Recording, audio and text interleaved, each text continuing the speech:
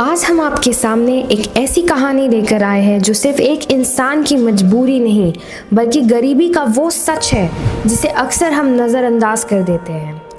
ये कहानी है महेश की, एक ऐसे इंसान की जो अपने परिवार के लिए हर दिन एक नई जंग लड़ रहा था। महेश अपनी पत्नी और 4 बच्चों के साथ एक छोटे से कमरे में रहता था।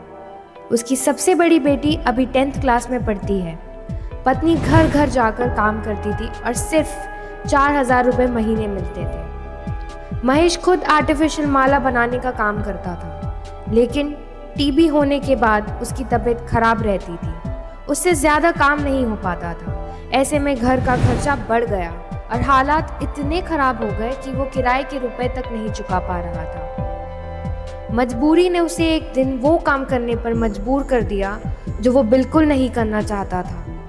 एक दिन महेश ने ट्रैवल एजेंसी की बस के अंदर से बैटरी के वायर चुरा लिए। बेचकर उसे सिर्फ 1200 रुपये मिले। ये पैसे भी उसके लिए उस वक्त बहुत ज़्यादा थे, लेकिन घर का किराया अभी भी बाकी था और हर वक्त निकाले जाने का डर साया बन के छाया हुआ था। कुछ दिन बाद जब हालात और ज़्यादा बिगड़ने लगे, महेश ने सोचा कि एक बार फिर से चोरी कर ले, लेकिन जब वो वापस बस के पास गया उसका दिल नहीं माना।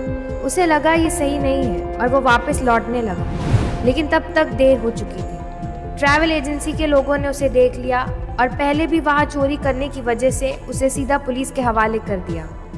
महेश को जेल हो गई और उसके जाने के बाद परिवार की हालत और ज़्यादा खराब हो गई। 6 महीने से वो जेल की सलाखों के पीछे अपनी मजबूरी की सज़ा काट रहा था।